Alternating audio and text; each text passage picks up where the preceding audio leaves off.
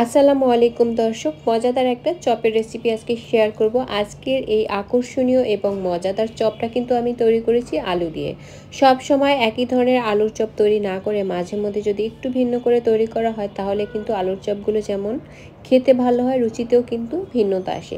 আজকের এই চপটা আমি কিভাবে তৈরি করেছি জানার জন্য পুরো ভিডিওটি প্রথম থেকে শেষ পর্যন্ত দেখার অনুরোধ থাকলো, এবং প্রতিদিন নানান ধরনের নতুন নতুন রেসিপি পাওয়ার জন্য আমার চ্যানেলটি সাবস্ক্রাইব করে রাখার অনুরোধ থাকলো। প্রথমেই আমি 3টা আলু এভাবে সেদ্ধ করে ম্যাশ করে নিয়েছি।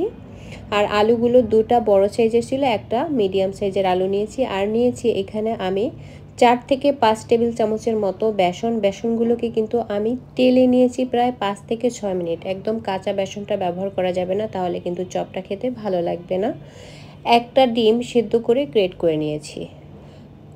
কাঁচামরিচ ব্যবহার করেছি 5-6টার মতো, একদম কুচি করে কেটে ব্যবহার করেছি। 1/3 কাপ ধনিয়া পাতা কুচি এখানে ব্যবহার করেছি। এবারে দিয়ে দিব আমি একটু বেশি করে পেঁয়াজ কুচি। আমি প্রায় হাফ কাপের মতো পেঁয়াজ কুচি এখানে ব্যবহার করছি।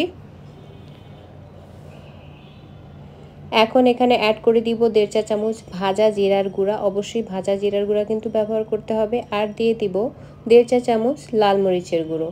লাল মরিচের গুঁড়ো যদি কেউ ব্যবহার করতে না চান, সেক্ষেত্রে চিলি ফ্লেক্সও ব্যবহার করতে পারেন। পরিমাণ মতো বা স্বাদ মতো লবণ দিয়ে এবারে সবগুলো উপকরণ বেশ ভালো করে মিশিয়ে নিতে হবে।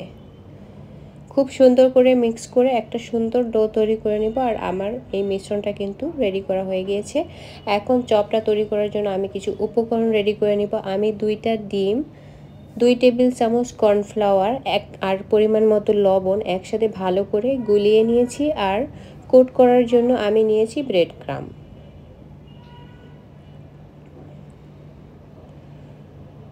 এখন আমি যে সাইজের চপগুলো তৈরি করতে চাই সেই অনুযায়ী আন্দাজ করে ডোটা নিয়ে তারপরে চপের শেপ দিয়ে আমি প্রথমে ডিমের মিশ্রণে এটাকে ডুবিয়ে তারপরে ব্রেড ক্রাম্বে কোট করে নিব। খুব সুন্দর করে চপগুলোকে আমি আগে তৈরি করে নিব। আমার একটা চপ তৈরি করা হয়ে গিয়েছে। একই পদ্ধতিতে সবগুলো চপ আমি তৈরি করে নিয়েছি। এখন এই চপগুলোকে ভেজে নিব। আর এইভাবে চপগুলো তৈরি করলে দেখবেন চপগুলো একটুও ভেঙে যাবে না, এবং খেতেও কিন্তু অনেক বেশি মজা হয়। এখন চপ ভাজার জন্য আমি এখানে পরিমাণ মতো তেল দিয়ে দিব। আর আজকের চপগুলো কিন্তু একদম ডুবো তেলে ভাজার প্রয়োজন নেই। ডুবো তেলে ভাজলে বেশিরভাগ আলুর চপই কিন্তু একটু ভেঙে যায়। তো আজকের এই চপগুলো আমি মোটামুটি তেল ব্যবহার করে তারপরে তেলটা যখন ভালো করে গরম হয়ে যাবে, ওই পর্যায়ে চপগুলো দিয়ে তারপরে উল্টে পাল্টে ভেজে নিব। আর আপনারা ভিডিও দেখেই বুঝতে পারছেন চপটা কিন্তু খুব সুন্দর হয়েছে, একটুও কিন্তু ভাঙেনি। আর আমার সবগুলো চপ ভাজা হয়ে গিয়েছে। এখন আমি এগুলোকে যে কোনো ধরনের সসের সাথে পরিবেশন করে নিব। আজকের এই আলুর চপ তৈরির মজাদার এবং পারফেক্ট এই রেসিপি যদি ভালো লাগে, আমার চ্যানেলটি সাবস্ক্রাইব করে রাখবেন এবং লাইক কমেন্ট শেয়ার করে পাশে থাকবেন। সবাই অনেক অনেক ভালো থাকবেন। আল্লাহ হাফেজ।